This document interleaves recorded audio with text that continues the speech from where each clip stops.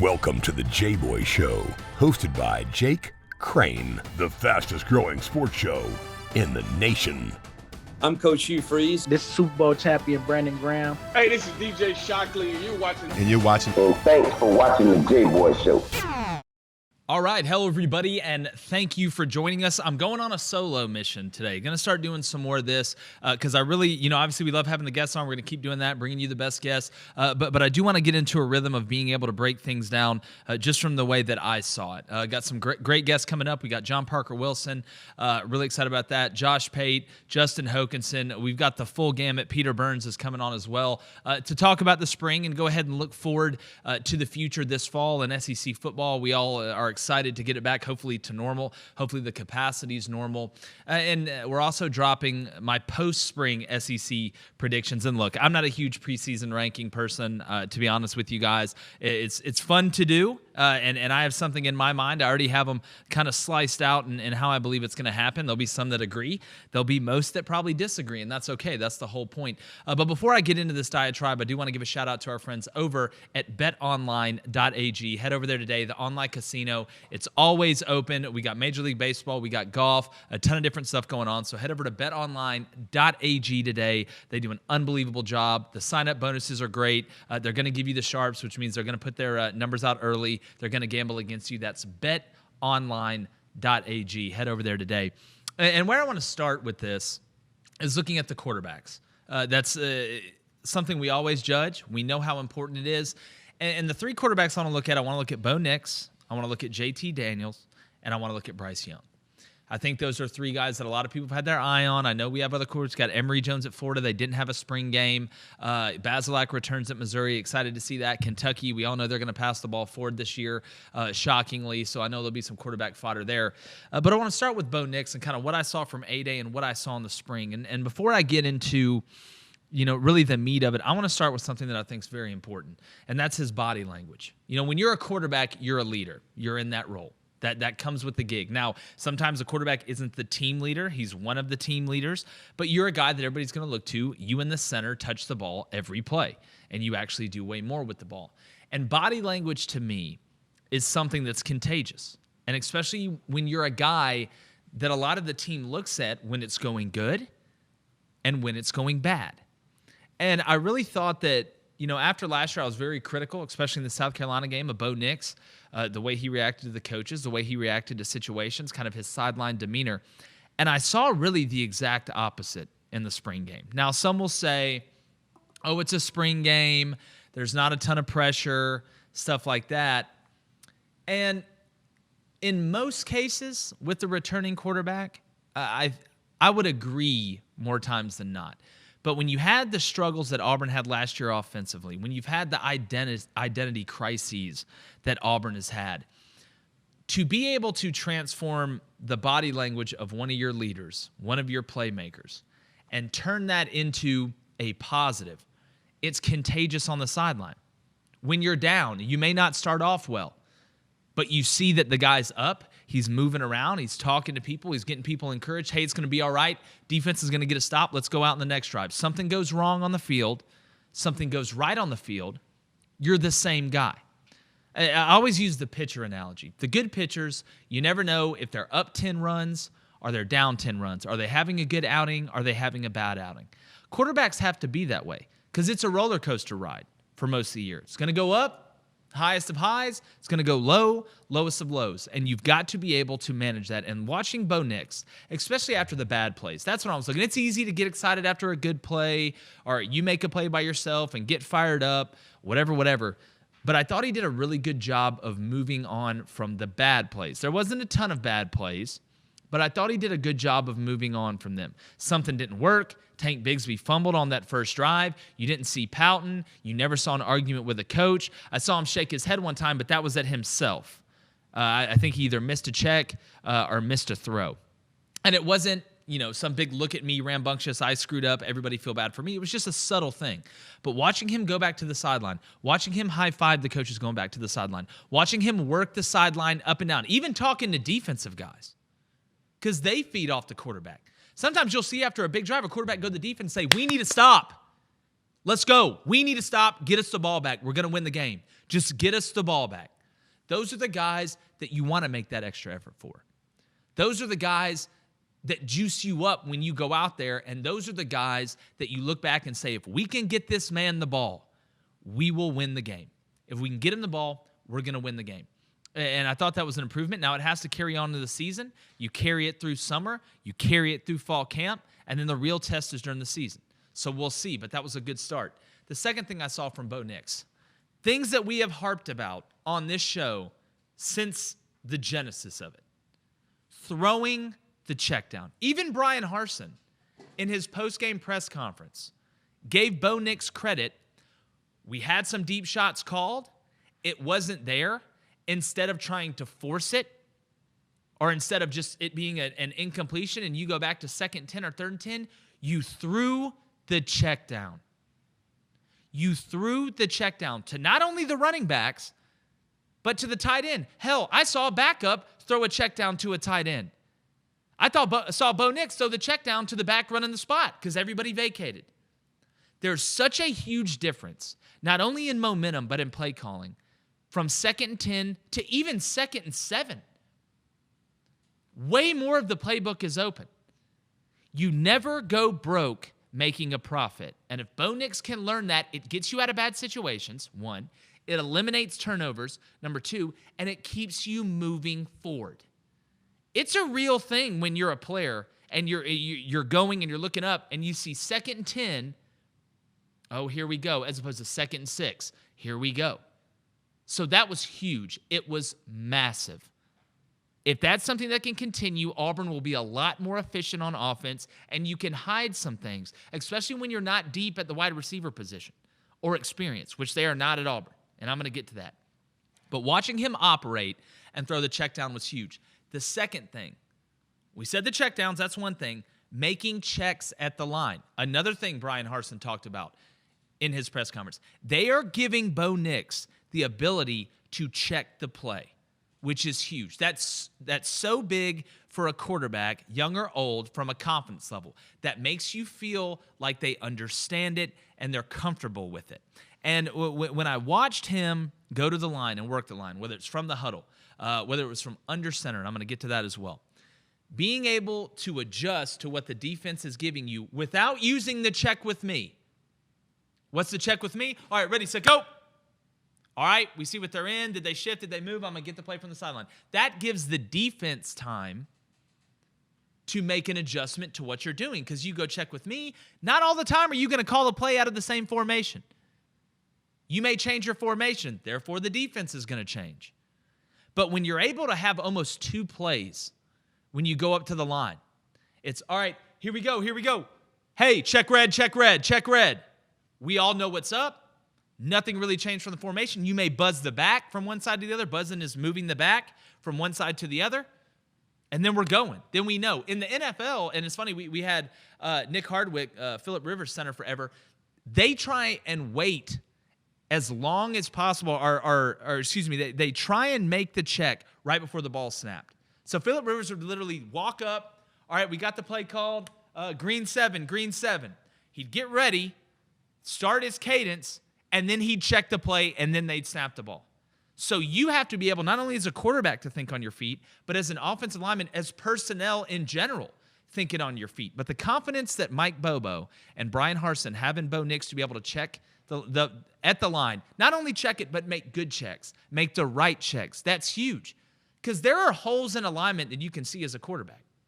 And the more time you're looking over the sideline, and if those guys are good at what they're doing, they already have your signals stolen, especially if you're 3 to 4 weeks in, and especially if you don't do a great job of hiding them, they're going to know your signals and they're going to adjust. And then your tendencies are going to start to show. It's little things like that in big games, in big moments, even in moments you don't think are big, that make the difference. So that's huge. From a talent standpoint, Bo Nix is worldly talented. We know that. Out of this worldly talented, maybe a better way to put it. His arm talent, his escapability. What's been the knock on Bo? Doesn't trust the pocket, doesn't work through the pocket, doesn't go through his progressions, takes crazy chances. I did not see one example of that. The only time that he even got close to it and this was really a sprint out, was when the first read in the red zone was there on the touchdown to Elijah Canyon. They were trying to run a pick play to the boundary. They were trying to sprint out, run the rub to the boundary, get the ball to him. We've seen it a million times. Clemson beat Alabama on that play.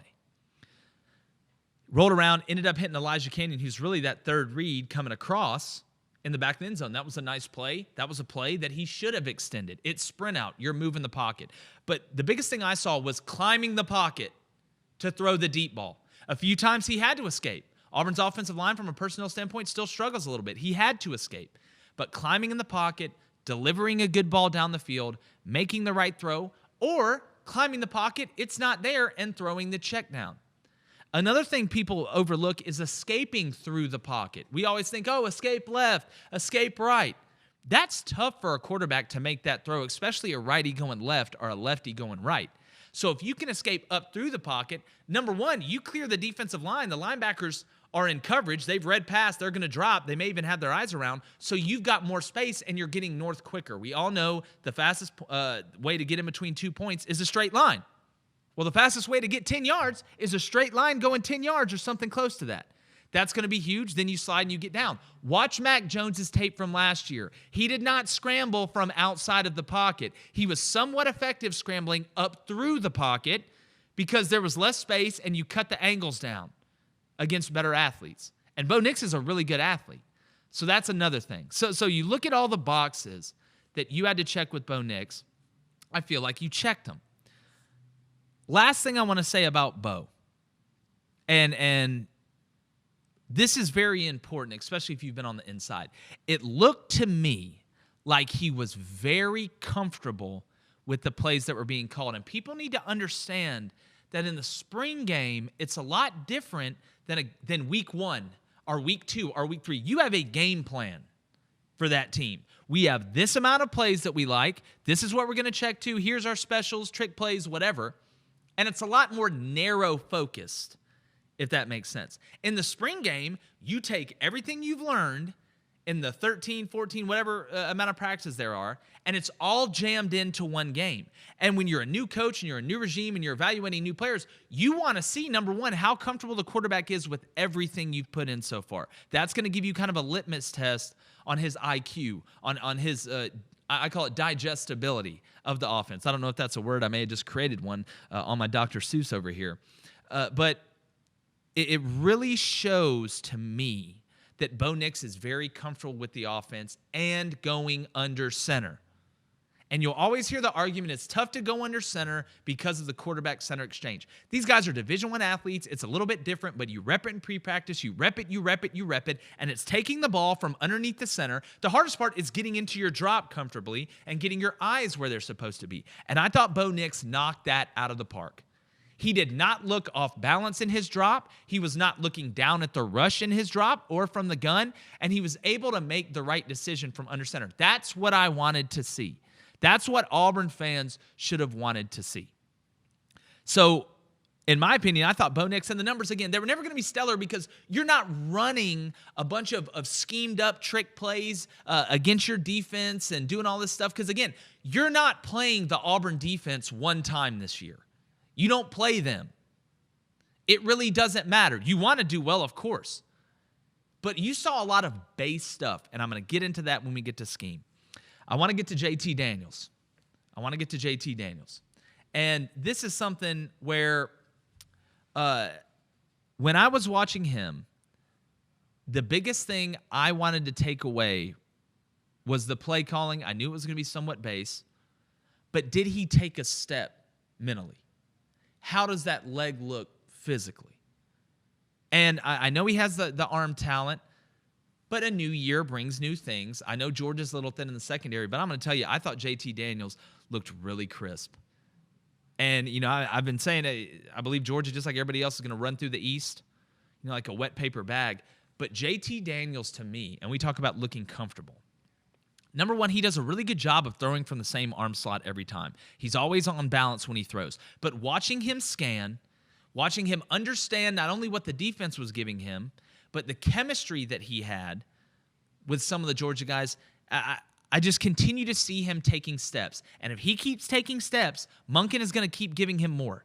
And if he keeps giving him more, Georgia's going to become an even bigger threat offensively, especially once the offensive line starts to look better. So watching JT operate within the plays that were called by Monken, even though it was somewhat base, as a Georgia fan, you have to be excited. My question about JT is, number one, can he stay healthy throughout the year? And again, that's just something you worry about with every quarterback, but especially one with an injury in his past. And how effective will he be scrambling? And people say, what do you mean? He's not a dual-threat quarterback. He's not a scrambling guy.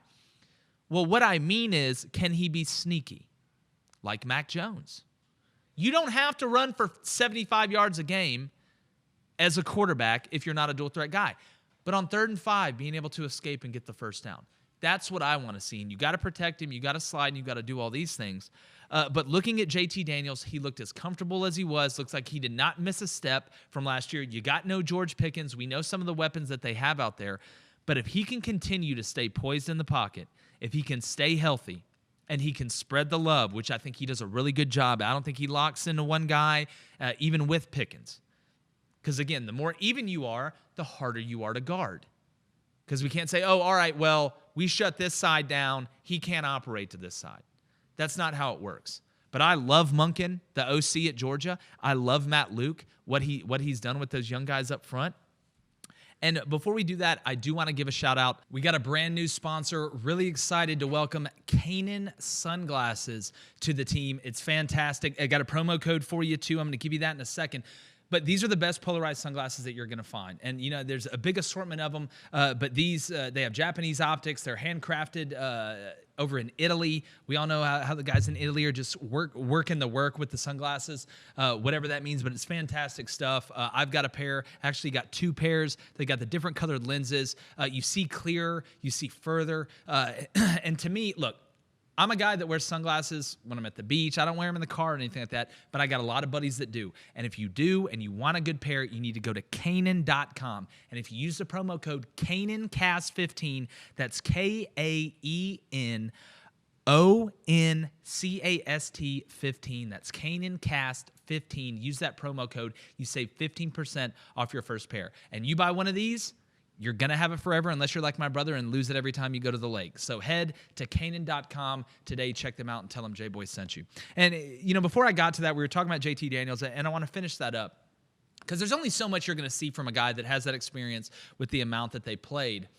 I do think he has a chance to win the Heisman. I do. A lot better chance than Jamie Newman did last year when everybody was saying that, which is laughable at best to me. But to close it out, JT Daniels is exactly what Kirby Smart needs to take that evolution. And whether it's been Brooks Austin, whether it's been Mike Griffith, anybody we've brought on from the Georgia side on the show, we've talked about the evolution of Georgia's offense and what it has to become for them to get over that hump. You look at the evolution that Nick Saban made offensively with Lane Kiffin and Sarkisian, starting to realize, hey, we need to score now. You're not going to hold guys to 13 points a game. Pete Golding at Bama just got a contract extension and a raise for holding people to 19 points a game, which is a really good number. Which is 19 points a game. You go to any head coach in the world that coaches football, you will take giving up 19 points a game every single time. Now, what JT Daniels gives Kirby Smart, it's almost like a scapegoat, but in a positive sense. It almost forces your hand.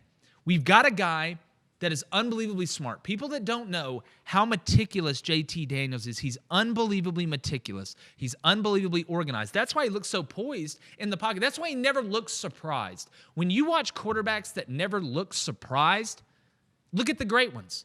They're never shocked by anything. They never let anything rattle them. There's nothing that they're going to see that they're not prepared for or they can't adjust to. And by having the ability to say, Coach Smart, Todd Monken, walking into Kirby Smart's office. Coach, we got the quarterback to open this thing up. We got the quarterback to start taking vertical shots on first down, to be able to make throws to the field, to throw the sail to the field, not just run play action and take shots, not just hand the ball off on first down. I love what they have with Kendall Milton, McIntosh, all those guys, but a guy that can be a true threat in any area of the field from the passing game, and we can take chances.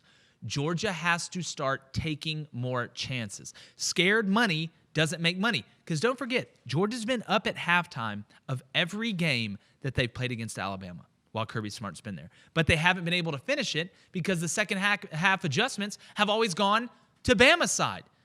Because you knew what Georgia was going to do. They may hit you with a couple new plays that you haven't seen in that first half, but once you adjust, you know who they are.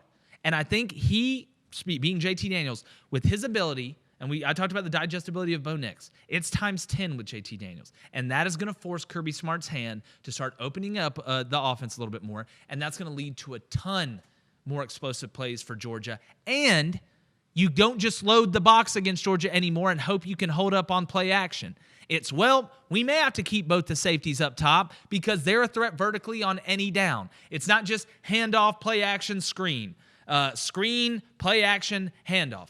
It is going to be mixed up. And I think they've done a really good job formationally as well, mixing it up, and you'll continue to see that on Monken. Now you can go empty, Georgia. You can actually go empty and operate and put even more pressure on the defense. So I really liked what I saw from JT Daniels. And to sum up my quarterback section of this, I want to look at Bryce Young. And here's what everybody, in my opinion, needs to understand about Bryce Young. If you are trying to ask of Bryce Young to have the same offensive output this year as Mac Jones and that crew had last year, you're asking way too much. And you don't have to have that to win the national championship. Now, you have to score, obviously, but you lose Devontae Smith. You lose Waddle. You lose Najee Harris, who was very explosive out of the pass game. I think people forget about that. Not that Alabama doesn't have cats. They've got NFL guys all over the field. They got young guys at receiver. We saw Hall, saw a couple of those guys in the spring game make some big plays and looked the part. But you have to have that experience. And you have to understand really what you're getting into. And sometimes that takes a couple games. Sometimes a guy may come out and have a huge game in his first game, then disappears for 2 or 3 games. So asking Bryce Young to have the same output as they had with Mac Jones and that crew last year is asking too much. But what I saw from Bryce Young, the things that I like, number one, he has a quick trigger and he can get the ball out from a lot of different angles and keep his arm strength. Number two is his escapability. What does escapability give you the ability to do? To extend plays. When you have the athletes that Alabama has on the outside, if you can make that first guy miss, if they do give up, a blown protection or somebody gets by the offensive line, which when you have, regardless of how talented they are, all these brand new offensive linemen, 5 stars or whatever, just like I talked about the wide receiver position, they need experience. But being able to extend the play puts a ton of pressure on the defense. A ton of pressure. Because it's zone until it's man. That's what we used to say all the time. It's zone. After the play is dictated, and you know who you have, for example, the corner in quarters. All right, you have the vertical in number 1. Okay, you have a zone. We can switch and do all that stuff, but you have the vertical number 1. Once that number 1 gets to a certain point, he's in the vertical, that's your man. There's no ducking off. There's no China call. That's your man. So the scramble drill allows that play to be extended. It throws the timing off for the defense, and the offense works scramble drill all the time. Defense will work scramble drill, but not nearly to the point. It's like in basketball when a play breaks down and then all of a sudden a guy just makes a great play going one-on-one. That's kind of similar to what it is. It may not have been in the playbook, but it works out. And when you have that many athletes, good things happen, especially in the red zone if you're smart with it. So I liked what I saw out of Bryce Young there. I thought he did a good job with his eyes, and one play stands out to me, and Alabama fans will remember this. It was on the first drive. Had a play action to the back. He booted the other way, had a guy in his face, made him miss. The primary progressions weren't there to the side he booted to. What did he do? He scanned all the way back to the running back who he had just given the play action fake to. The running back knew he wasn't getting the ball, but converted it into a wheel, and nobody covered him. And he's wide open. Bryce Young sees him, hits him. I think it was a 50-yard gain, something like that. Those are the plays that the different ones make. That's what escapability gives you. If you were a statue back there and you couldn't make that first guy miss, that never happens. But since he was able to make that first guy miss, he was able to scan his eyes back, which a lot of quarterbacks do not scan their eyes back when they're on one side of the field, because what do you always hear? Don't throw back across your body. Don't throw back across the middle. That was a big problem for Bo Nix. But when a guy's that wide open and you know that the converted wheel is built in, you can bring your eyes back. That was a great play by Bryce Young. and I thought he obviously had a great spring game. He was the MVP. Now, look, Alabama formationally was really base. You saw a lot of 12 personnel. You saw a lot of deuce, which is, 2x2 with 11 personnel, receiver, tight end, receiver. You saw what we used to call Dougie, which is 2 tight ends to one side, tight end on the ball, tight end in the hip, receiver. Listen, people call formations 1,000 different things. I called formations different things going from different places. You just got to kind of learn it. That's part of the terminology. But I thought it was pretty base what Alabama did. They didn't give him too much. And again, he's a guy that's been in the system. He knows what's going on. But the thing about Bryce Young, and I want to heed this warning to young Bryce and Alabama fans, he has got to make the distinction in a game. Okay, practice is one thing. Spring game is another thing. The actual game during the season is a totally different thing. You can ask everybody. I'm looking at our producer, David Cones, quarterback at Michigan, tell you the same thing. It's a totally different thing. He has got to understand that he is not a running back playing quarterback. He is not built like Jalen Hurts. He is not a big guy. Now, you don't ever want your quarterbacks to take hits, but Jalen took some hits, got right back up. He's a bigger guy, thicker guy. Bryce Young is not that. He cannot go out there and try and play hero ball because he is one hit away at that build. And I'm not, saying he's a little guy or making fun of him. He is one hit away from going down. And I know that's going to be stressed to him through the coaching staff because, again, these guys are competitive. They're competitors. And when you have that ability, that escapability, like I mentioned, the ability to run like that, you want to utilize those things. If Demetrius Davis was the starting quarterback at Auburn right now, I would say the exact same thing about him. It's great to be able to run, but you cannot predicate yourself off of that. You cannot say, okay, well, I'm just going to run us to victory this game. Not in the SEC. And look, I liked what their backup showed. I like the Paul Tyson kid. I really like him. He's a totally different type quarterback, bigger guy. You're more pro style. So they do have a viable option at backup, in my opinion. But Bryce Young is the guy. He is the anointed one. He is the guy. But he cannot think he is a running back playing quarterback because you just won't survive the season. Now, does that mean you have to sit there and be just a pure pocket passer and you never use your ability?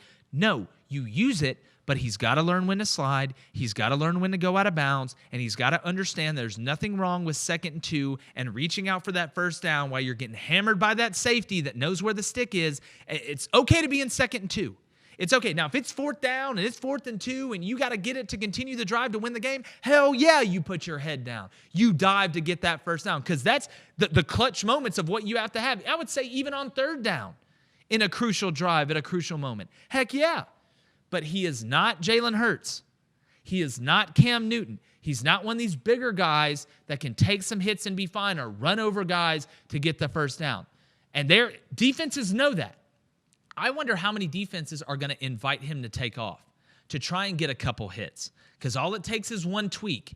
That's it. But outside of that, Bryce Young is immensely talented. You are going to see a different type of offense at Alabama, even though they were pretty base, ran some similar stuff to last year. You saw a lot of the comeback, all right, to the field, to the boundary. You saw the deep comeback. Alabama loves running the comeback on 3rd and over 8. It's coming. It's coming. That has been a staple. I know Saban loves it. You have the back shoulder and all that stuff. That is a staple. The stick, the good old comeback to the sticks. That's what it is. And you saw it a lot. I'm interested to see if they kind of have more of a screen game, which will help protect Bryce a little bit. But he just can't turn into a runner. So out of the 3 quarterbacks that we just talked about, Bo Nix, JT Daniels, Bryce Young, thought all did really well in different ways. They're different quarterbacks. But I think if you're a coach on either one of those 3 teams, you feel pretty good about where you're at the starting quarterback position. Now, you look behind that, Alabama. Like I said, I like Paul Tyson. I like the way he looked. I think he'd be viable. I don't think he'd be dominant, but he could get you through a game. Looks to me in Auburn like Demetrius Davis is the backup QB. That's what it looks like to me. Grant Loy, no offense to him. No, he's probably a great guy. Could not hit water if he fell out of a boat. And I don't mean that to make fun of anything. He cannot come in and throw. He can't get you through a game. He can't do it. Demetrius Davis comes in, doesn't look shell-shocked, even went under center and looked pretty good. Throws a beautiful ball to Malcolm Johnson Jr. on a deep ball. I wanted to see him throw it. And, this isn't Cody Burns where, you're going duck hunting every time you throw a vertical. That ball was spinning. That ball came out good. It looked nice. It looked organized. Thought He operated pretty well. A few times I don't think he'd have been down, but in the spring game, you call it, dude's got an orange jersey on. So I think you got a viable backup there. You look at Georgia, and we've all know the quarterback carousel that it was last year. You got Stetson Bennett. You've got guys behind him that understand it. So you feel pretty good about it. Auburn and Alabama, probably a little bit less than Georgia. But I think you're in a good spot summing up those three guys. It's going to be interesting to see how different, and this is what I challenge everybody, because I know we watch the spring games, then you go back and watch and you analyze it. Take that spring game tape and watch how different the first game is as opposed to the spring game. And that goes back to what we talked about earlier. The spring game is a summation and a collection of the whole offense that you put in from those 13 to 14 practices. The game plan is narrow focused. It's taking that playbook, cutting it into a third, adding some specials, knowing what coverages you're going up against, and having your adjustments. It's two totally different things. So don't fall in love or hate the play calling that you saw in the spring game. It's going to be a lot different. There'll be some similarities. Auburn threw the ball to the tight end, first play. Do not think that wasn't planned. Not only did they throw it to the tight end to the first play, he was in the progression. It wasn't a check down, and they did it from under center. I mean, I was making sure aliens didn't land in the White House lawn when that happened. That's how long it's been. And you can see what guys like Fromm and Deal can do.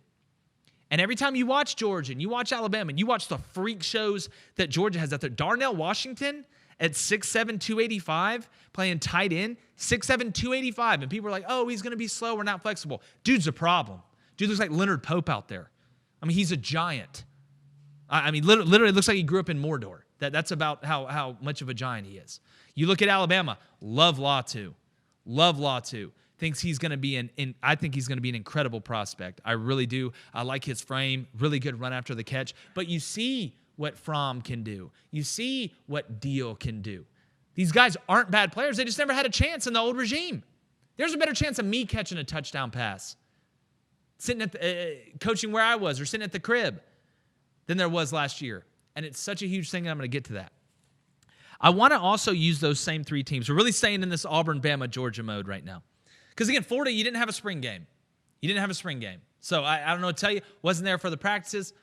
Heard some good, heard some bad. But if I can't see with my eyes, even though the spring game is what it is, then I'm not going to comment on it. It's only speculation. Now, we can speculate and all that's fine, but we like giving you information we feel like is right, collected the right way, analyzed the right way, so you can go win the water cooler and whip everybody's ass in sports debates that you talk to.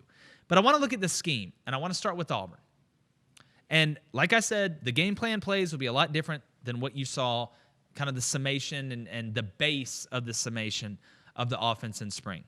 I thought the scheme, the players looked really comfortable. And that means a couple things. One, they know what to do. Now, did some wide receivers run some wrong routes? Yes. Were there some things up front? Auburn cannot invent talent up front other than going to get a guy out of the transfer portal from the FCS or somewhere. And they're going to have to do that, Mike. You're going to have to go get a tackle, especially with Alec Jackson in the doghouse apparently and all this other stuff. You got to go get another tackle because I watched it 10 times. Auburn's tackles right now are going to really struggle to block anybody that Georgia puts out there in the end, anybody that Alabama puts out there in the end, anybody that LSU puts out there in the end. They're going to struggle. Bro, Darius Ham is a guard. They got him playing tackle. Troxel, I just think he's been through too much. You're waiting on Coffee, you're waiting on Zarrere, and there was a couple good things, but the personnel at tackle isn't great. But back to my original point. Everybody looked pretty comfortable. There wasn't a ton of busted assignments outside of a few wide receiver routes that they didn't adjust right on or they didn't run right. And when you're able to mix up going under center and in the gun, it's almost like a firewall built in for your protection. And Auburn, I was very interested to see if Auburn was going to use tight ends to chip ends, if they were going to go max pro a lot, because a lot of the play calling from Bobo and him and Will Friend, Auburn's offensive line coach, are obviously well in tune, good friends, worked with each other a ton. But that was going to tell you how confident they were on the offensive line. I didn't see a ton of that. Now, could they be saving a little bit of that? when you don't have it's hard to sit here and go max pro and dial up shots when you don't have a ton of playmakers at receiver. Not saying the position group isn't good. They're young, they're inexperienced, and you don't really have that dude, that Seth Williams, even though there are some areas he could have improved on. You go down the list of big-time receivers. It's tough to compare anybody to Devontae Smith, but just that dude that you say, we're going to bring in the tight ends, we're going to use the running back, we're going to max pro, and it's a two-man combination, and we're going to you, big dog. Go make the play. Jamar Chase, something like that. Auburn doesn't have that guy. So I wonder if they're battling with themselves over that. But I did not see a lot of tight ends chipping. I didn't see a lot of max pro. You saw tight ends getting out in routes. So there's at least a little bit of confidence on the offensive line from a pass protection standpoint. But just looking at the plays called, I love the screen game. It wasn't just bubble. Bubble, bubble, bubble, bubble, bubble. No. You had your wide motion from the tight end, working the now screen into the boundary with the kick out and the underneath fold over the safety. You saw a couple plays built off that. You saw that the wide motion by the tight end, stalk and go. Something that Gus Malzahn did in a different way off the now screen, but everybody had seen it for the last 6 years, so they knew it was coming. I like that. Then they added another caveat. They had the same wide motion from the tight end, same set. You saw Bo Nix, almost like an RPO, ride, read. He had the ability to hand it off, keep it, or spit it out to the screen. To me, that's getting more into the Nick Marshall Auburn offense, where I'm going to go zone read. I'm going to roll to the right. If the run's there, I'm taking off. If not, Sammy Coates is just hanging out. Maybe that corner will suck up like in Bama, like in the Bama game where Auburn scored the huge play to tie the game in the kick six game where Sammy Coates was the third option and the corner just left him because Nick Marshall, they thought was taking off with the ball. Now, it was a different design, but it's the same thought process. It's the same way to attack the field. I also like the slip screen, which they ran off that same motion. All they did was take the tight end. You can go back and look at this. Instead of motioning him wide to the boundary, they motioned him wide to the field. It sucked everybody out there because they've been seeing this over and over again, even though it was to the boundary, it was that same motion. Lights start going off, ding, ding, ding, ding, ding. It's either the screen, it's the stalk and go, whatever. And they ran the slip screen inside to Tank Bigsby. Beautiful play design. Beautiful play design. Subtle, but you set it up, which tells me the coaches are thinking 2 to 3 to 4 plays down the road, which you have to as an OC. These guys don't sit there and go, okay, this play, let's run inside zone. They're thinking, okay, if we call inside zone right here and they're going to stay one high, we're coming back with this play 2 plays later. Even on a third down that you don't get. That's why coaches are watching different spots. So when you go to the sideline, whoever you got in the booth, like, coach, listen, when we run post wheel and they're in quarters, they are not switching it. We have to throw the post. It's there. He threw it to the other side of the field last time. Let's come back with it. Let's tell him on the sideline, hey, if you get this same look to the post. Then all of a sudden, you got Lane Kiffin throwing a clipboard when he sees it. And guys over there holding up touchdown when the ball hadn't even left the quarterback's hands. That's how these guys think. That's how Bobo thinks, and I really like that. The run game. Auburn, to me, you did not see a lot of gap scheme.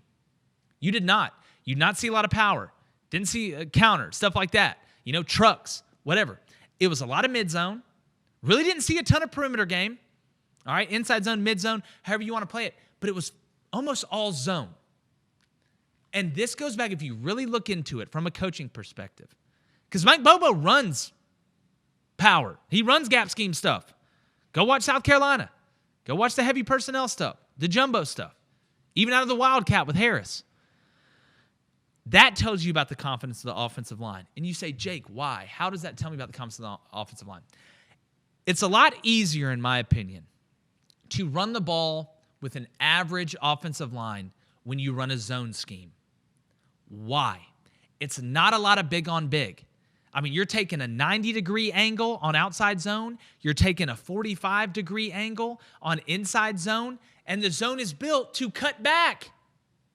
So if you get beat where you're not supposed to get beat, the play can still work because the cutback's there. And if the backside safety isn't running the J, which that terminology means he's not basically trailing for the cutback as he's working downhill, it could be a touchdown.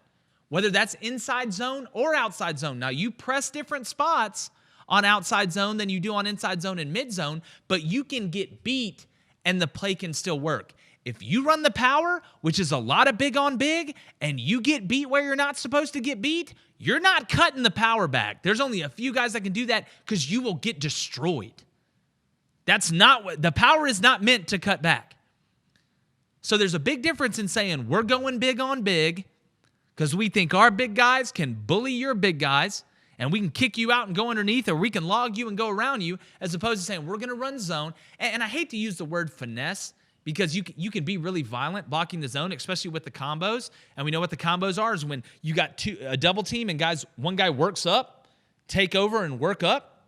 You saw that out of Brahms on the touchdown by Tank Bigsby, even though Auburn was misaligned on defense. All right, and their backers were chasing ghosts, especially the mic got sucked up. But the zone has some permeability about it. You don't have to knock guys off the ball and open up the one hole where it's supposed to hit. The power's supposed to hit here. Counter's supposed to hit here. Trucks is supposed to hit here. Lead and ISO are supposed to hit here. Inside zone could hit a lot of different places. Outside zone could hit a lot of, hell, outside zone could hit inside. Inside zone could hit outside. That's how it works. And so watching that, I don't think it was Auburn was hiding the power scheme because you got to get it on tape. I think that's a way for Auburn to survive up front. So I think you're going to see a whole hell of a lot more zone than you're going to see big on big, or power, or gap scheme, whatever you want to call it. So from a run game, I thought that was interesting. Look, Tank Bigsby is Tank Bigsby. The question for Auburn, all right, and I'm going to stick to scheme here. I don't want to get into personnel too much, is finding that backup guy, and we're going to get there. So and before I move on to Bama, even though they were pretty base in the combinations they were running route-wise, it was 10 times more intricate than what they were doing under Gus Malzahn. After the first quarter, I could tell, not only by the routes that were being ran, but how guys were lining up in formations, splits. You know, last year, Auburn was very tendency heavy. When this personnel was lined up here, or you had a big guy on the ball to the boundary, you knew what was coming. Auburn did a good job mixing it up. The splits last year, a lot of them were the same. You saw Auburn do some different things splits-wise. And you say, oh, well, Jake, if you have those splits, aren't you going to develop tendencies? You will, but just because you line up in a certain split doesn't mean you have to do what everybody thinks you're going to do. Example, let's say you're going 3-by-1, you're going trips, and you see that solo receiver is really tight to the line of scrimmage. A lot of times you're getting an over, or you're getting a drag, or he's tighter to this line of scrimmage so he can get to this side faster. And typically that's what it is. But what I saw was the over, was the drag, but you also saw the corner. You also saw the snag, which is I'm going inside, I'm whipping back out. Some people call it the whip, I call it the snag. We can argue about that all day. But you didn't just see, okay, his split's like this, so he's doing that. And it's great that the splits were different, but they were doing multiple things off the splits. And then you saw Bo Nix in the pocket, being able to climb, seeing what he's seeing, understanding it, working back to the other side. And I'm going to go and tell you this. People don't get in 3-by-1 to throw it to the 3-man side. They don't. You get in 3-by-1 to try and get that guy soloed up. Because if it's me, and a lot of places I went, when you go 3-by-1 and I'm running quarters, that safety, that backside safety, right? So you got one receiver here, you got 3 here.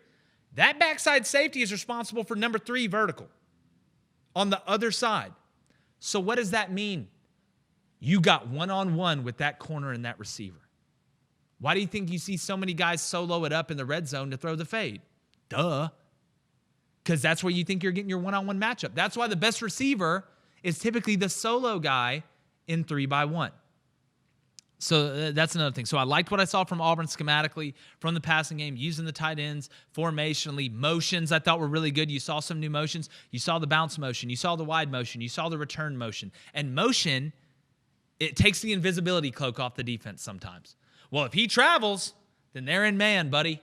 If he doesn't travel, they're probably in zone. If they spin it, the safeties, they're probably in zone. And that's stuff to keep your eye out for. We've talked about that a ton on this show. It's just finding out what the defensive end is in, because it's hard to see the picture in the puzzle when you don't have all the pieces. Once you put all the pieces of the puzzle, oh my God, it's a wagon. Oh, it's Clifford the big red dog. Oh, it's my neighbor. Whatever. So that's what you're doing with motions. Alabama.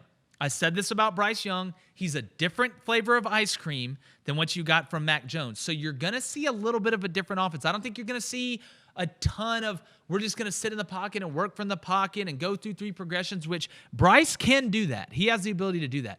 I think you're going to see some sprint out. I think they're going to move the pocket, get him moving, which also helps the new offensive line, makes the defense move, and you have weapons. The tight end is going to be Bryce Young's best friend. That's going to be a security blanket.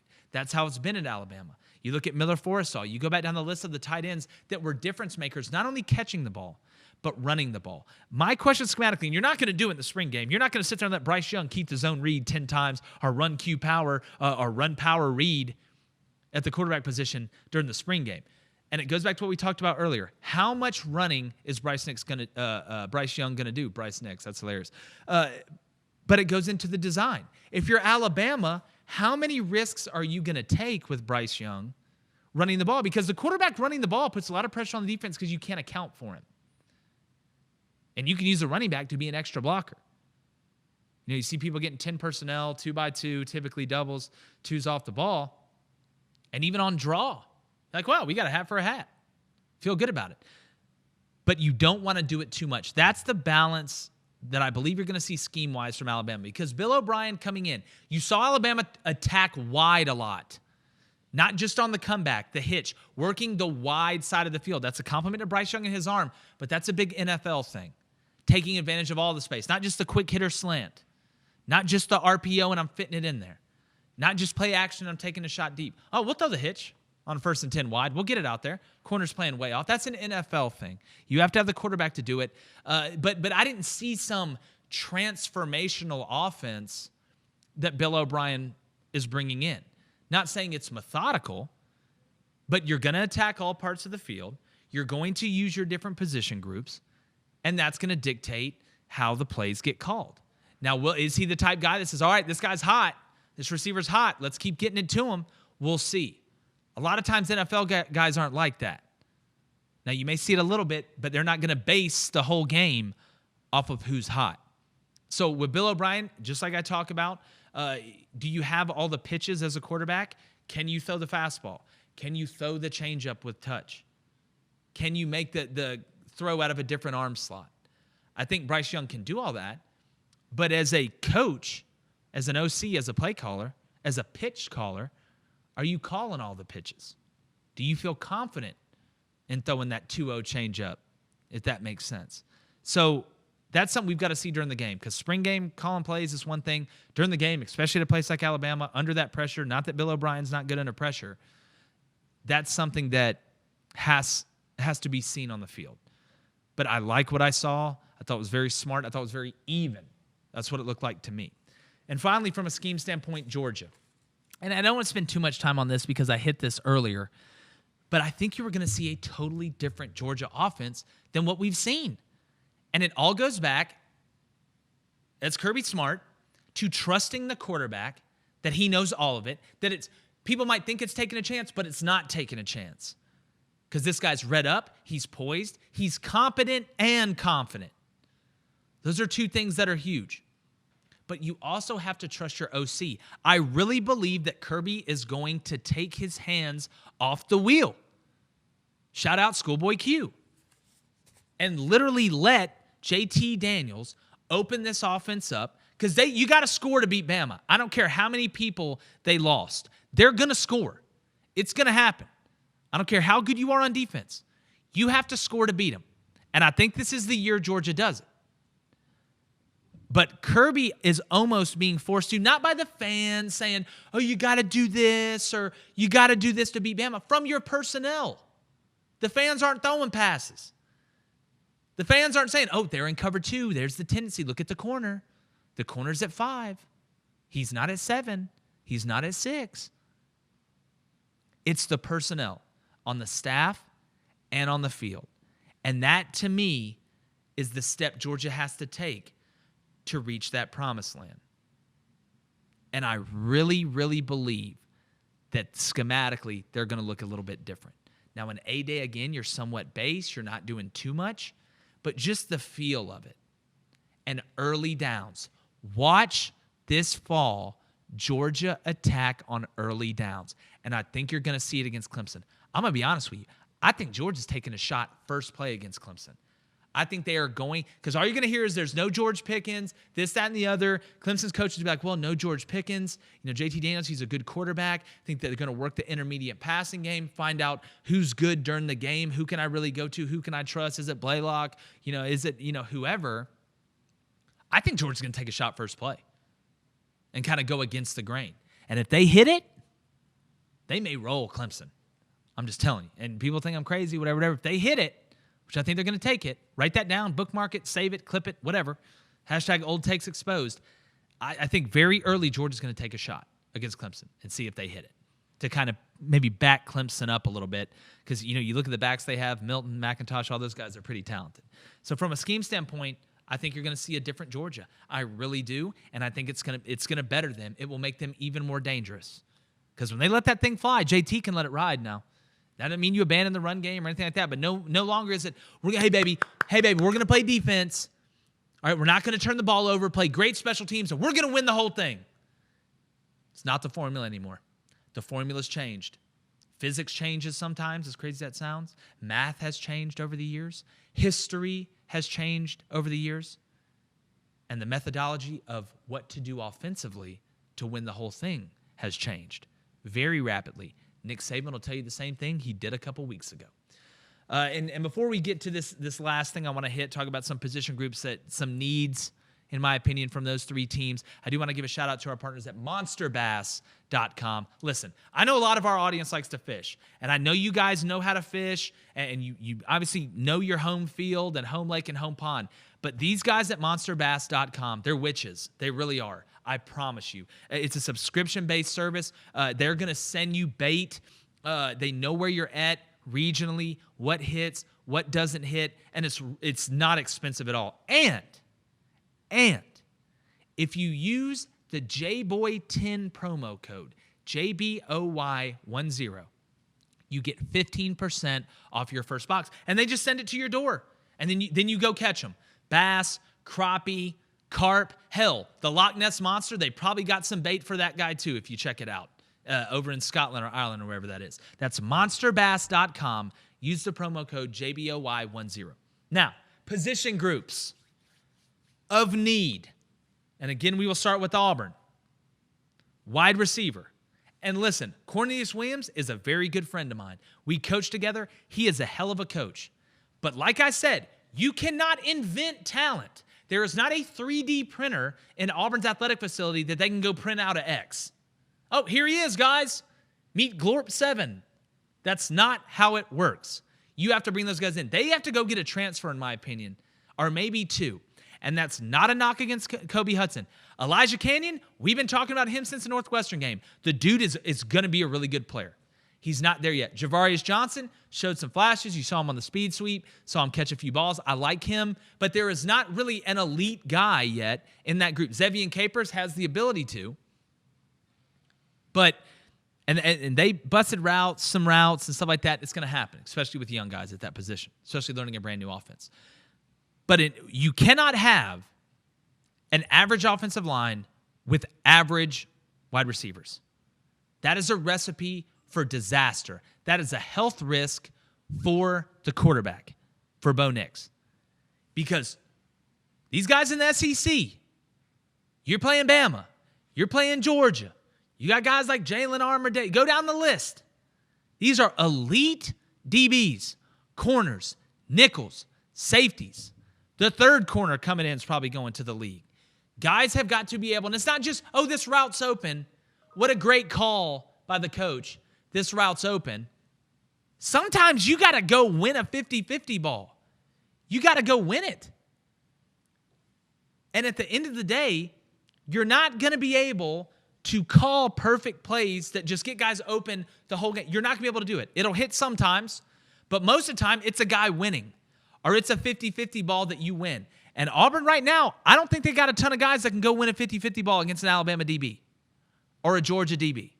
Maybe able to catch a slant, but in order to be able to hit the shots that you need to hit, you have to have guys that can turn a 50-50 ball into a 70-30 ball. Seth Williams did it a lot. There are a lot of plays where Bo Nix just closed his eyes, threw it up. Oh, Seth came down with it. The ultimate security blanket. But Auburn does not have that. And I think they have to go to the portal to get one. I actually liked what I saw from Malcolm Johnson Jr. He's just still not ready. Running the vertical is one thing. Being able to stem, to stick the route at the top on the dig, the hitch, the comeback, whatever. He's fast as hell, and that's great. But my laundry machine goes fast as hell, and I'm not going to put that out there to run a slant against Alabama's DBs. And it also is stationary. So that's one position. The offensive line in Auburn. We've talked about this till I was blue in the face, and still am, believe it or not. Tackles, they've got to go get at least one or two. You have to. I don't care if you got to go to North Dakota State to go get some dude they found in a cave in Siberia to come play left tackle. Auburn has to have it. They just don't have the guys on the roster right now that can consist. That doesn't mean they can't block them 1 out of 3 plays, or hell, I'll give them the benefit of the doubt, 2 out of 3 plays. But a sack in this league basically kills you on that drive. And you can't be 60% in pass pro on the edge. And Auburn right now, from personnel, it is what it is. I think Brian Harsin and Will Friend will tell you the same thing. They got to go get at least 2. And they got to get that guy coached up by the fall. Now, obviously, that guy's probably going to be an experienced guy. He's been in an offense, just has to learn the terminology, knows how to block zone, understands gap scheme and stuff like that. But they've got to go add to that. The interior, I think they'll be fine on the interior. Brahms looks a little thicker. Looks like he put on some muscle. Think he'll be better. But you do not want to match a lack of personnel at receiver, because you can't say, all right, Downset Hut, here we go, dog. Oh, there we go. We're going to throw it. You got to let stuff develop. You can't go quick game all the way down the field. You can't check down all the way down the field. And that's something Auburn has to address. And like I said, you can't invent talent. This isn't Brian Harsin's fault. It isn't Cornelius Williams' fault. It isn't Mike Bobo's fault. It's the last regime's fault, because Auburn's roster structure was a disaster. Put that Twitter handle on the back of a jersey. Hashtag roster disaster. You have 5 junior offensive tackles on the roster? That's Brian Harsin's biggest hurdle right now. And that takes time. There's not a quick fix for that. You can't just go in there and just pillage the village. You need those guys to stay, to play. So I'm very interested to see how Auburn uses the trends. Hell, put 70 pounds on Walker Kessler. Let him go line up out there and see if he can't do it. He's 7'1". Lay him on his side or something. You got to do whatever it takes. And Auburn is deficient there. Backup running back at Auburn. And I'm going to move on to defense and then move on. Shaun Shivers, to me, I like Shaun Shivers. I think he is a gadget guy. I think he's a perimeter run, jet sweep guy. I don't think you line him up and run mid-zone. He does not cut good enough. The difference, I want you guys to go back and watch this. Watch when Tank Bigsby cuts. He sticks his foot in the ground, and he's instantly another direction. Hips, ankle, jump cut. He can jump in the air, land and cut, gone. That's how you hit home runs. Shaun Shivers, when he has to cut, it's like the Mighty Ducks movie. The guy that can skate really fast, but he can't stop. They put all the Pepsi cans in the goal to try and teach him. He just can't stop. He's the fastest skater around, but he just can't stop. That to me, and look, Shaun Shivers runs hard and all that stuff's great. But to be the guy behind him, you got to be able to hit some home runs. Because the way Auburn's personnel is built right now, you have to take advantage of every mistake. Every misalignment on defense, you need to hit it and you need to hurt him. Instead of a 35-yard gain, you need a 70-yard gain and a touchdown. Tank can give that to you because he can cut it, get back to full speed. Shaun, it's almost like a slalomer, has to stop and then turn. It's not smooth, and that takes time. He can't stick his foot in the ground and cut. And guys in this league are too athletic on defense. They're going to get you. And that's typically when you cut, what happens? Ball comes up. Bam. Ball comes out. And ironically, Tank Bigsby fumbled on the first drive, but I think we all know what he brings. And if you're going to fumble, the spring game is a great time to do it. It's a great time to do it. Brian Harsin even mentioned that. Defensively, real quick for Auburn. Liked what I saw out of Pegues. The defensive line, they just look small to me. They just don't. You look at the way Georgia looks. Look at the way, and again, this is not Brian Harson's fault, and I love Jeff Pittman, the new strength guy they brought in. Auburn looked different already, but they're still not there. Derek Hall has to have a big year. Lee Hunter is going to be a monster. When he hit Tank, Tank went down. It's hard to hit that. Number one, get off a block, track Tank down, and bring him down. He tackled him like he was a little kid. Lee Hunter, and he's going to keep getting in better shape, is an NFL player. He is an NFL player, and you know who he reminds me of a little bit. And people will be like, oh, man, you're crazy. You're crazy. You're crazy. He reminds me a little bit of Fairley in his ability to be that big. And you look, he's got a little belly on him, but God, he can move. He can move lateral. And when you're able to do that, you are a problem. He was using his hands. Now, there's some growth. Still plays a little high. That's a young guy thing. You get beat up enough, you play low. But he is so strong up top, and he is so agile, he's really hard to block. J.J. Pegues, he was further ahead than what I thought he would be with his hands playing. Now, he's got to learn, but he's going to track some guys down. I think he's going to be an elite pass rusher from the inside once he figures it out, and that is huge for the defensive ends. But depth-wise, losing Jeremiah Wright really hurts. Would not be surprised if Auburn went and got a D lineman from the transfer portal. They're going to have to clean some of this stuff up. Then you look at the back end. Love what I saw from an ability-wise. Smoke Monday looks more flexible to me. He looks more flexible to me. Just walking around looks more flexible. But like what I saw, Chris Thompson was out of position one time on a run, even though Zykevious Walker was misaligned. They should have been in the overfront. He was in a shade. And again, that's death, especially when the linebackers are chasing ghosts. But I like Chris Thompson Jr. You know what you're going to get from McCreary and those guys out there. You know what you're going to get from Papo and McLean. The nickel spot's interesting. Going to continue to watch that. And think, still don't have Drayshawn Miller yet, who is going to have a chance to get some significant playing time. So that's really what I saw from Auburn. Backup quarterback-wise, it's got to be Demetrius Davis. I said that earlier. I would not be surprised to see Shail transfer. Grant Loy is going to be there, going to be a great teammate. I just don't think he can get you through a game. You're going to have to run the ball every time. I mean, he missed Landon King, who I really like out at the Flex Y. He's going to be a really good player. That was a big signing out of Texas. I just don't think Grant Loy can do it. I just don't think he can. So I think Demetrius Davis. Now the question is, do you burn that shirt? Because nowadays you can play a certain percentage of snaps and keep that shirt. But if you're the backup, you can travel and do all this stuff, and all of a sudden you're up, 28 points against somebody, and you don't want to keep Bo Nix out there, and you've already played that amount of plays. I mean, do you throw Grant Loy out there and keep Demetrius Davis redshirt? That's a question for the coaches. That's a question for the coaches. Moving on to Bama. Big question. Offensive line, new guys. Thought they looked pretty good. I thought the interior, and listen, Bama's going to be better on defense this year. They returned some guys. I thought the interior of the offensive line didn't look great. You know what you got with the Owens at center. You saw the Brockermeyers. You saw Latham. Saw some of these early enrollee guys. They look pretty. It's just going to take some time. Those guys need reps. They need experience. Regardless of how big you are and all this other stuff, they need to really understand what it is. And that's going to take some time. I expect Alabama to give up a little pressure early in the season. Now, Miami, I don't know if they got the guys to be able to do it just physically. They may have a couple.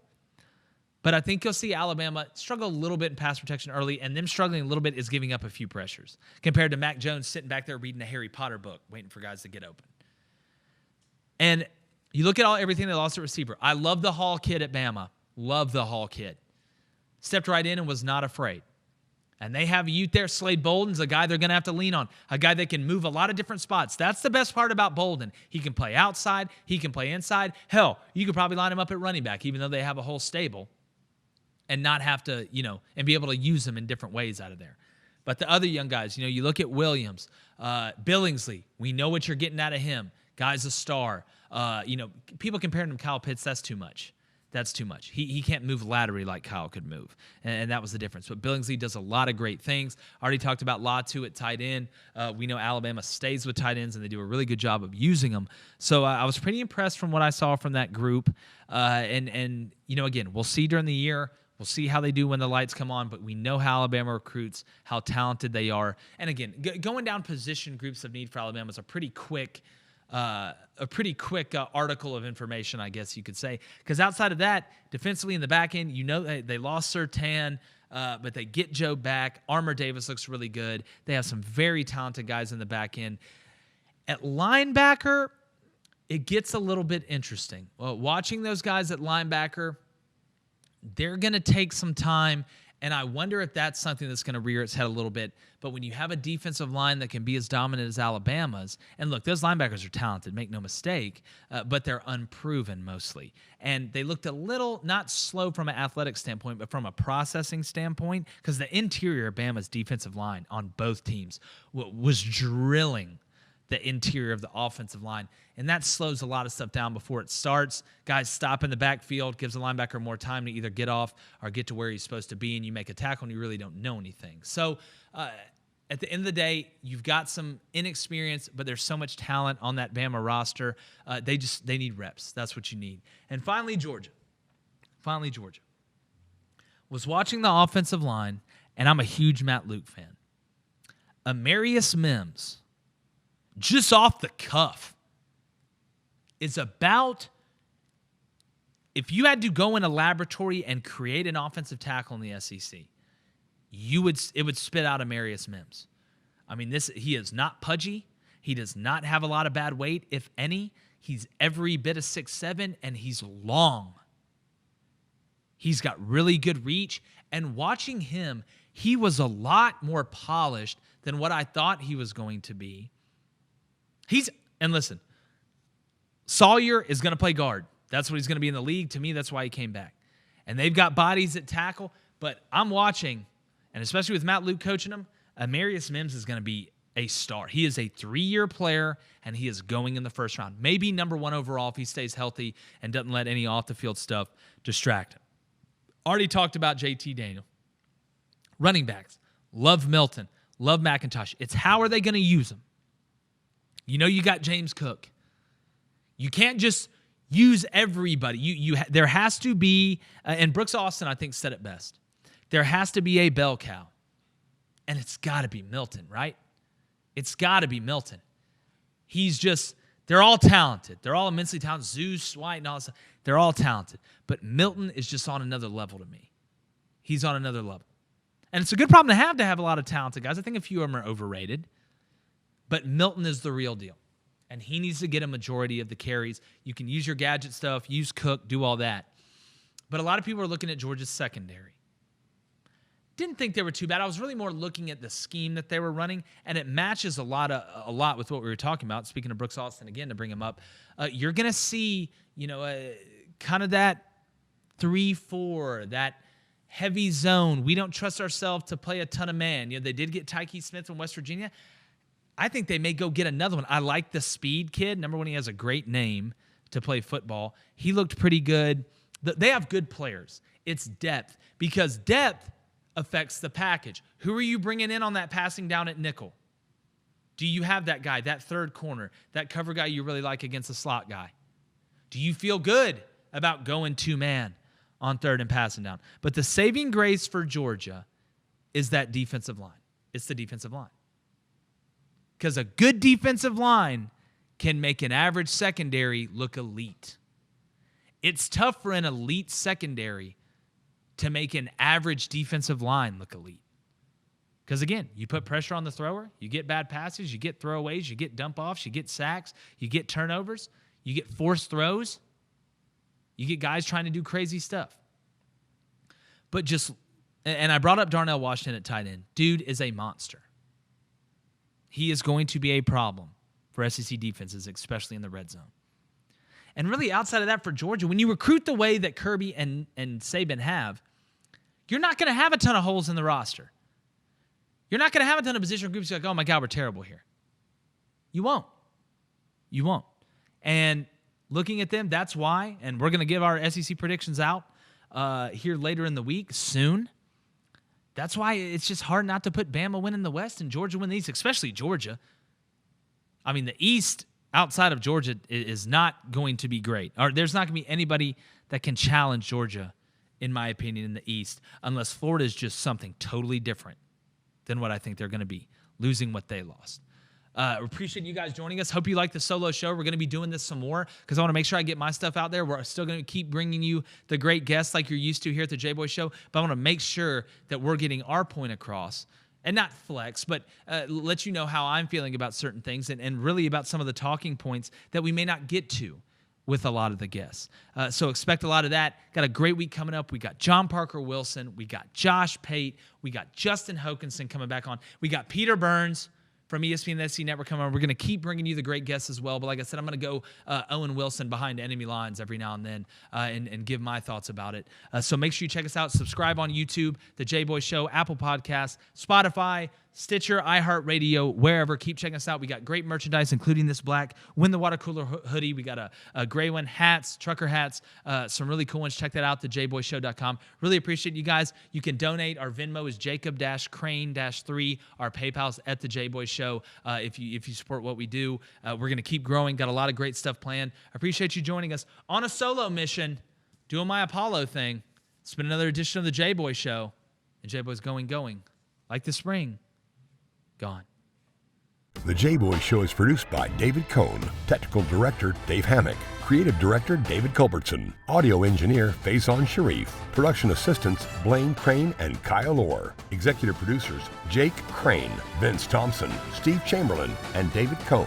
Please subscribe to our YouTube channel and visit our website, thejboyshow.com, for updates regarding our newest apparel and merch designs. Win the water cooler with the Jboy Show.